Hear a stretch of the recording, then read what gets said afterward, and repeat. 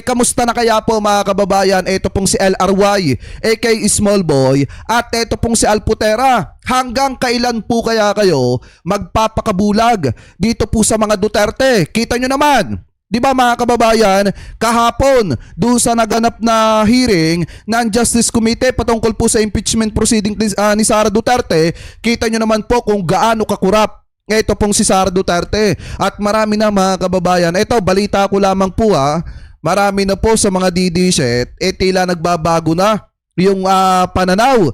Dahil may mga nakausap po tayo mga kababayan na ibang mga DDSet na sinasabi nila na tila parang nanabang sila kay Sara Duterte kasi hindi po masagot-sagot ng ayos yung mga matitinding aligasyon na ibinabato po sa kanya, lalo na mga kababayan, at kinumpirma ng AMLAC yung sinasabi ni former Senator Trillanes na pagtanggap ng pera mga kababayan ni Sara Duterte galing po sa mga drug lord, galing po dito kay Sami Uy. Di po ba mga kababayan yung mga transaction mismong kinumpirma ng AMLAC? So ngayon, etong tanong ko kay LRY, aka Small Boy, at saka dito kay Alputera, hanggang kailan kayo maniniwala sa mga Duterte? Hindi na nga masagot ni Sara Duterte yung kanyang posibleng pananagutan.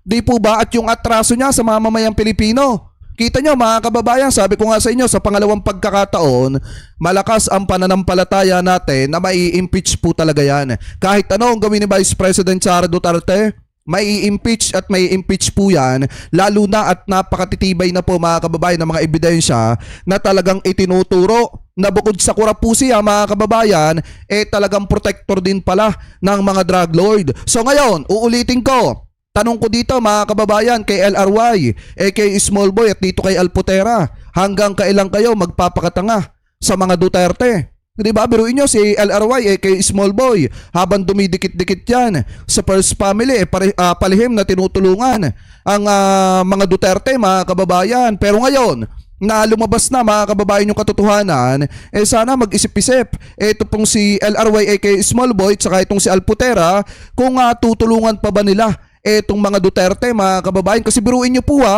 mismong unti-unti nang lumalabas, mismong AMLAC na ang nagsasabi na may suspicious transaction ito pong si Vice President Sara Duterte.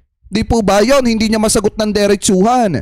Kasi nga mga kababayan, totoo yung mga aligasyon ni former Senator Trillanes, at talagang lumabas nga mga kababayan na talagang etong si Sara Duterte hindi po pala basta politiko lamang po ito. Ito po mga kababayan ay masasabi po natin bilyonarya pala. Di po ba biruin nyo sa kanilang sinasabi na ang pamumuhay daw ng mga Duterte normal lang. Ang pamumuhay daw ng mga Duterte simple lang.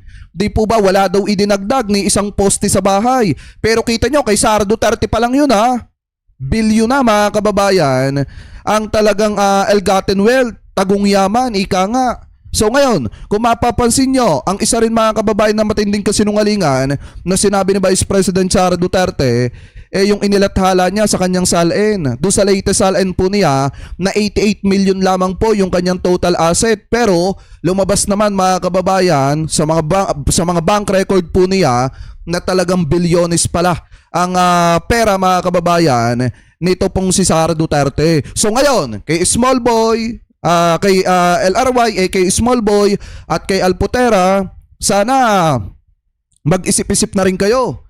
Tularan nyo yung ibang mga financer ng kampo ng mga Duterte na unti-unti nang umaayaw, naghihigpit na ng sinturon sa mga Duterte. Kasi nga, mga kababayan, dahil sa mga ginagawang pag-iwas ni Sara Duterte, di ba natalakay natin noong nakaraan, yung revelasyon ni Ramon Tulfo, na tila yung mga financer ng mga grupo mga kababayan na sumusuporta kay Sara Duterte, tila naghigpit na ng sinturon. At sinaraduhan na nga daw ang gripo mga kababayan ng pagpipinas o pagpapunded dito sa grupo ng mga Duterte. Kasi nga mga kababayan, nadidismaya na sa mga pinaggagawang aksyon ni Vice President Sara Duterte. So ngayon mga kababayan, eto na. So bago sagutin ni Sara Duterte mga kababayan, o saglip na sagutin yung mga matitinding aligasyon sa kanya, ano po ba yung nabasa nating balita kahapon? So ayon po dito sa Abante, eto daw pong si BP Sara, aalis daw po mga kababayan ng bansa. At sabi pa nga dito, aalis ng Pilipinas si Vice President Sara Duterte sa Huwebes, Abril 23. Dapat ngayong araw mga kababayan. 'Di ba? Dapat ngayong araw aalis po si Vice President Sara Duterte para daw po sa mga biyahe niya sa Netherlands, South Korea, Belgium, Germany at United Kingdom. At sabi pa nga dito mga kababayan, nakakuha daw po ang abante ng kopya ng travel clearance ni Duterte na ini-issue daw po ng Office of the President na nagpapakitang lalabas siya ng bansa hanggang Mayo 15. So ngayon mga kababayan, nung lumabas po ang usaping ito, yung lumabas yung balita ng biglaang tila pagtakas ni BP Sara sa isyong kanyang kinakaharap, bigla po mga kababayang nagbago ang isip ni Sara Duterte at tila nagtampo sa Office of the President, nagtampo kay Mr. President. Bakit daw? So sabi po dito mga kababayan, sa DZMM Radio Patrol, sabi po dito next time na lang daw. Sabi ni BP Sara mga kababayan, at sabi pa nga dito, tila nagtampo si Vice President Sara Duterte matapos magpadala ng liham sa Office of the President na nagpapasalamat sa umano'y last minute daw na pag-issue ng travel authority para daw po sa kanya, at sinabing nagbago ang kanilang plano dahil sa kawalan ng katiyakan kung papayagan ang pag-alis. Ayon sa pahayag, magsusumiti sila ng panibagong request at hiniling na mas maagang maiproseso ang mga dokumento upang magkaroon daw po ng sapat na oras sa paghahanda sa biyahe. Biruin nyo mga kababayan ha, saglit na sagutin niya yung mga isyong ibinabato po sa kanya, ganito pa yung makikita ninyo na tila tumatakas sa mga pananagutan, tumatakas sa isyo na kanyang kinakaharap, at saka biruin nyo napaka-entitled pa. Di ba magre-request ka na nga lang ng travel authority, napaka-importante mo pa. Napaka-entitled mo pa. Biruin nyo mga kababayan, sabi niya dito, next time na lang daw. Kasi daw mga kababayan, nung nag-confirm daw itong Office of the President, last in a minute na daw po, bago pa daw po nag-issue ng travel authority. Kaya next time na lang daw, dahil ang gagawin nila, magpapasa sila ng panibagong request para daw po mas mapaghandaan nila yung paglabas ni Sara Duterte at paglalakwat siya sa iba't ibang mga bansa pa. Ganyan po ba mga kababayan yung gusto nyo maging presidente sa darating na 2028? Na kung saan mga kababayan, pagka may matinding kinakaharap na issue dito po sa ating bansa, ang gagawin, aalis ng Pilipinas, magpapalamig, magpapasarap buhay sa ibang bansa. Bago pagtapos ng issue at malamig, babalik ng Pilipinas, maninira sa gobyerno, pagsawa na naman sa issue at nagbabackfire sa kanya, aalis na naman ang Pilipinas. Di po ba? Gusto nyo ba ng presidente na susunod na demanding? Tamad. At napaka-inefficient mga kababayan. Siyempre kahit sino matinong Pilipino ayaw ng ganyan. Di po ba? So anyway, mga kababayan, kung makikita nyo, may lumabas pong balita kanina. At ito siguro yung dahilan mga kababayan kung bakit si Sara Duterte ay nagmamadali na umalis ng Pilipinas mga kababayan at iwasan na sagutin yung mga issue na ibinabato po laban po sa kanya. Kasi ngayon ang ating Vice Presidente talagang kung sino-sino na po ang biniblame. Di po ba kung sino-sino na ang sinisisi dahil sa pagkakabuking ng kanyang tagong yaman nilang mag-asawa. Dahil nga mga kababayan, ngayon may sinasabi si Vice President Sara Duterte na ang nasa likod daw ng pagpapatalsik at paninira sa kanya si PBBM. Ano namang kinalaman ni PBBM sa pagnanakaw nyo sa kaban ng bayan? Ano naman ang kinalaman ni Presidente sa pagprotekta nyo sa mga drug lord? Di po ba mga kababayan? So ngayon ito, pakinggan po natin kasi sabi po dito, nabunyag sa impeachment hearing ni Vice President Sara Duterte ang umano'y bilyong-bilyong piso na transaksyon niya at ng kanyang asawa mga kababayan kahit na mababa ang halaga na nakadeklara sa kanilang SALN mga kababayan o sa SALN ni Vice President Sara Duterte. So ito, i-play po natin. Nabunyag sa impeachment hearing ni Vice President Sara Duterte ang umano'y bilyong-bilyong pisong transaksyon niya at kanyang asawa. Ang ipinagtakatuloy ng mga kongresista ay bakit mababa ang halagang nakadeklara sa SALN ni Sara. Naungkat din pati ang... Tsaka mga kababayan yung salitang di ba kaya doon sa mga didisit, huwag kayo magpakatanga. Biruin nyo, sinasabi sa inyo, simple lang yung pamumuhay. Kunyari kumakain sa karinderya, pero bilyones ang nasa bank account. Di ba, biruin nyo, ayaw ni Sara Duterte sa maleta, kaya ang ginawa niya, ibinangko niya, mga kababayan. Umano'y pagpapadala ng pera ng isang drug lord sa pamilya Duterte. May expression At saka take note po mga kababayan ha, partida kay Sara Duterte palang nakapangalan yan. Paano pa yung mga dami account nila? Nakuha nyo yung pinupoint natin mga kababayan? Paano pa yung mga dami account nila? Katulad ng ginawa ni dating Pangulong Duterte kay Madriaga. Yung mga taong pinakiusapan nila para tumanggap ng mga pera na kinurap nila. O paano pa yun? Biruin nyo, kung sa bank account pa lang ni Sara Duterte, bilyonis na, paano pa yung mga taong nagpresenta na pagtatabihan nila ng pera? Diba, yung mga bank account ng mga taong pinagkakatiwalaan nila? Di lalo na napakalaki siguro ng amount o tagong yaman o tagong pera ng mga Duterte, lalo na po ni Sara Duterte. Di po ba? Anyway, partida kay Sara pa lang to. Wala pa kay Digong, wala pa kay Pulong, wala pa kay Baste, wala pa kay Kitty Duterte. Na kay Sara pa lang tayo pero bilyonis na agad yung pera mga kababayan. So yan ba yung masasabi ninyo na simple yung pamumuhay? Di po ba? Anyway, tuloy pa natin. report si Marian Enriquez. Base sa datos ng Ombudsman, 80 million pesos ang itinaas ng net worth ni VP Sara mula 2007 hanggang 2024. Sakop niyan yung naging vice mayor siya ng Davao City hanggang maging vice president. Mula 7 million pesos Grabe, noong no? 2007, naging 88 million pesos ang net worth niya noong 2024. Pero simula 2019, tumigil ang bise sa pagdedeklara ng detalye sa kanyang cash on hand o bank deposit. Kahit na 5 po, wala po siyang dineklara na cash at saka cash on hand. Wala pong nakalagay, Your Honor. Wow. Nang sumalang na ang Anti-Money Laundering Council o AMLAC, dito na lumutang ang red flags sa yaman ng bise, pati ng kanyang mister na si Attorney Mans Carpio.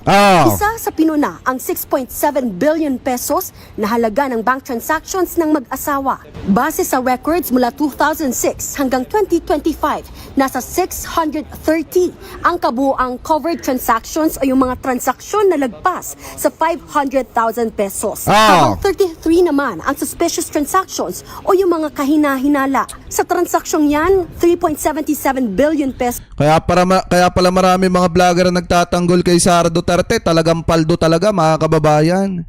Kasi biruin nyo, kay Sara pa lang to wala pa yung isang bansa na nakikialam mga kababayan na tagpapalaganap ng fake news dito sa ating bansa. Di po ba kay Sara pa lang, paldo na. Yung mga vlogger na sumusuporta, allegedly. Kaya pala ganito na lamang katindi mga kababayan ng pagtatanggol nila kahit mali na. Ano po, kahit nga mismong kinumpirma na ng AMLAC, ayaw pa nilang maniwala Kasi nga mga kababayan, wala talagang paldong-paldo. So ang nakita sa accounts ni VP Sara, habang ang 2.99 billion pesos naman ang kay Attorney Carpio. Para yatang hindi nagtutugma yung kwento sa kwenta. Tama! Bilyonaryo pala sila. Sabi nga po ng isang wise man from the 3rd District of Manila kanina, wow. Ang sabi naman po ng bakla na akbayan, sila na. Bukod Tama! pa kasi sa mga suspicious transactions, ayon pa sa AMLAC, may 44 na confidential reports silang natanggap mula sa mga bangko mula 2017 hanggang 2026 kaugnay sa mga transaksyong may kaugnayan umano sa drug trafficking, graft at crop practices at malversation of public funds. Isa pang lumutang sa pagdinig ang isiniwalat ni dating Senator Sonny Trillanes, ang pagpasok umano ng pera sa Eto pamilya talaga. Duterte. Eto nga noon, sinasabi ko pa lang sa inyo mga kababayan noon, pag napatunayang totoo ang sinasabi ni former Senator Trillanes, talagang sira po ang political career ni Vice President Sara Duterte. At eto na nga mga kababayan, nagkatotoo na nga. Napatunayan, kinumpirma ng AMLAC na may suspicious transaction. Ito pong si Sara Duterte at tumutugma mismo doon po sa mga date mga kababayan na binabanggit dito ni former Senator Antonio Trillanes, na kung saan tumatanggap itong mga Duterte ng pera galing po sa drug lord na si Sammy Uy, allegedly. Di po ba mga kababayan? So ibig sabihin, ito yung pinakamasakit na katotohanan. Habang itinutumba yung mga kababayang Pilipino po natin nung panahon ni dating Pangulong Duterte, habang may mga inosenteng nadadamay at may mga taong wala namang kasalanan pero itinutumba ng mga panahon na yon, ang mga Duterte pinuprotektahan yung ulo ng pagpapakalat ng ipinagbabawal na bato dito sa ating bansa. Di po ba mga kababayan, ganyan ginawang uto-uto ni dating Pangulong Duterte ang mga kababayang Pilipino po natin. Galing umano sa mga drug lord. Ang kopya ng summary ng mga transaksyon sa bangko na nagpapakita ng mga payout ng kilalang drug lord na si Sammy Uy, kina Sara Duterte at sa mga malalapit na miyembro ng kanyang pamilya ay kalakip dito at ginawang bahagi ng salaysay na ito bilang Annex I. Si Sammy Uy ay isang kilalang political contributor ni Rodrigo Duterte at kilalang kasama o kasosyo ni Michael Yang. Aabot daw ang halaga sa 2.4 billion pesos mula 2003 hanggang 2016. Diba? Bukod sa mga dokumentong may kaugnay Sa ano pa lang yon, sa pagprotekta pa lang mga kababayan sa drug lord. Biruin nyo, ngayon ko napatunayan, hindi lang pala basta kurap ang mga Duterte, kung hindi protector din pala mga kababayan ng mga sindikato. yan sa mga accounts ni Rodrigo Duterte, binigyan din ako ni Ginoong Dimesa ng mga dokumentong nagpapakita ng mga bank accounts at bank transactions ng mga anak, manugang at common law wife ni Duterte na sina Sara Duterte, Paulo Pulong Duterte, Sebastian Baste Duterte, Maneses Manscarpio, Shelito Hanilet Abansenya, kasama ang Hoy ma'am, di ko man mabasa yung pangalan nyo, pero thank you po sa pakapi po kasi parang Japanese ata yung ano eh. Thank you very much po thank you very much po. kanyang anak na si Veronica Kitty Nagbabalita mula sa Frontline, Marian Enriquez. News 5. Tapos ngayon mga kababayan, di ba kung matatandaan nyo, since pumutok na po itong isyong ito, hindi na kayang ampatin ni Vice President Sara Duterte yung mga speculation ng mga kababayang Pilipino po natin, yung sinasabi ng mga netizen, dahil nagulat, marami po talaga nagulat mga kababayan. Hindi natin talaga expected na talagang tutugma yung sinabi ni former Senator Trillanes, yung hawak niya na mga ebidensya mga kababayan doon po sa mismong natuklasan ng AMLAC. Nung napatunayan mga kababayan na totoo yung sinasabi ni former Senator Antonio Trillanes, ibig sabihin yung matagal na panahon pakikipaglaban niya mga kababayan dito sa mga Duterte, yung paghahanap niya ng mga ebidensya, nagbunga. Kasi nga mga kababayan, eto na po yung naging resulta. Nalaman ng taong bayan kung ano yung katotohanan, na talagang habang itinutumba yung mga kababayan Pilipino natin noon, nung Duterte time, pumuprotekta etong sinadating Pangulong Duterte ng mga sindikato na kaalyado nila. Di po ba? Hindi talaga malilinis ang Pilipinas sa isyu ng ipinagbabawal na bato. Kasi yung mismong presidente mga kababayan, allegedly, at yung pamilya nito, protector ng mga sindikato. Hindi lang basta kurap, protector din ng mga sindikato. Kaya pala nakakapagtaka na nung pagpasok ng Marcos administration, ang daming nahuli na mga kontrabando ng PBBM administration. Kasi nga, sa panahon ni dating Pangulong Duterte, sinilaw lang, inutulang ang mga kababayang Pilipino po natin sa sinasabing war on drugs mga kababayan. At sa likod pala nun, nagninegosyo pala sila ng bilyon-bilyon at malaki pala ang kinikita ng mga Duterte. Yun yung masakit na katotohanan.